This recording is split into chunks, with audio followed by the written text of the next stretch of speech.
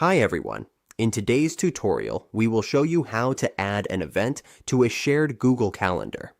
This is a great way to keep everyone on the same page and stay organized with your team or group. Let's get started. On your Google Calendar, to add an event to a shared Google Calendar, all we have to do is click Create in the upper left part of the dashboard. Next, we just need to click Event. Here, we simply enter the meeting details and add the schedule and guests. The important part is selecting the calendar.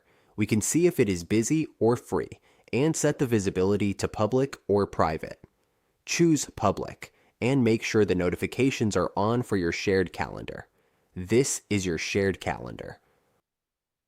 Once we are done, we just click Save. The event is now added to your shared calendar. If we uncheck that, the event will be removed. If we check that, it will show again. And that's how we add an event to a shared Google Calendar.